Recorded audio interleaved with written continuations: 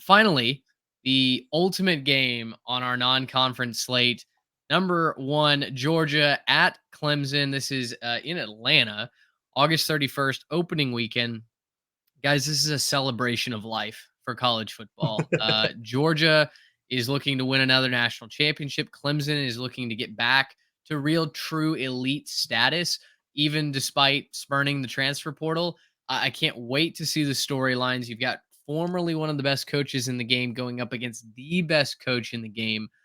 Georgia lost a bunch of talent to the transfer portal, but they still look ready and primed to chase a national championship. And I think that road could start in Atlanta. It's going to be fascinating to see how fast Georgia replaces Brock Bowers, because I know that they kind of got a taste of that last year with him missing a lot of time due to injury, but that's a huge piece of their offense that they relied on a lot over the last couple of years that they're just not going to have anymore. I'm interested to see that. I think Carson Beck, for me, is the number one contender for the Heisman Trophy as we go into the preseason. I think he's going to show it against Clemson in week one. I love that we get this matchup. I wish that we were getting this matchup like 3 or 4 years ago, because I think it would be a better game with, some of the dudes that Clemson used to have. I don't think you can take a ton away from this game for Clemson, even if it is closer to what the Oregon game was in Atlanta a few years ago for Georgia, but it's going to be an interesting measuring stick. I feel like I've said that a lot for these non-conference games, and you kind of get mulligans now with a 12-team playoff. Clemson could lose this game by 30 points and still make the 12-team playoff and be a much different team in December if a rematch were to happen, but it's going to be an interesting measuring stick, and I think we're going to see, a couple of programs that are very proud and love the way that they do things, and it's going to be a conflicting style a little bit. I have Georgia maybe being close in the first half, but I really think the talent pulls away in the second half.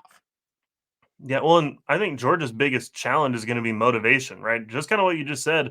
They don't have to come out and win this game. Like, they should. Look, if you're just going to be analytical about this, Georgia's the better team. End of story. You can call me lazy, Clemson fans, but last I checked, you still haven't taken a transfer. So we'll see you when you want to be, competitive in the modern game. They should still be a good team. Clemson should still play well, but Georgia's the better football team. And also, Trey, kind of to your point, they're going to need to figure out a way to replace Ladd McConkey too, because even when Brock Bowers went down, they still had Ladd McConkey there to kind of be that presence.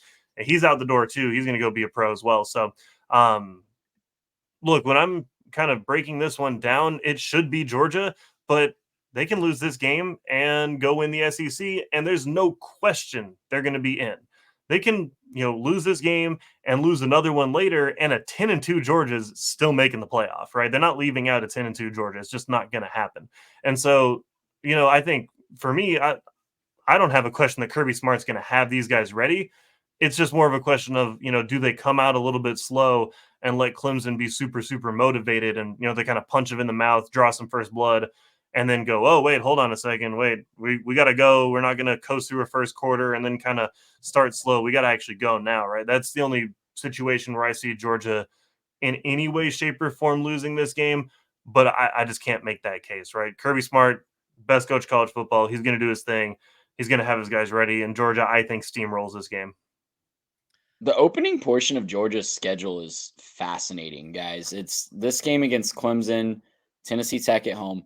Then they go to Lexington to play Kentucky and their former quarterback, Brock Vandagriff. Then they're off for a week and at Alabama before they return home for the Deep South's oldest rivalry against Auburn. That's a tough opening schedule, even for the most talented team in the country. They might slip up in one of those games, maybe two of those games, even if they're not ready to hit the ground running. So, and then right after that, they play Mississippi State, and then they're at Texas. So, not a lot of the SEC did not do them any favors with that schedule. They gave them a pretty difficult schedule, relative to who they're getting, especially at home versus on the road. It's about time after they've had some cupcake schedules. Yeah. So, I totally have to go play a real schedule, not just the SEC East. Yeah, we were due for an uptick in competition. Gracious him! How about that?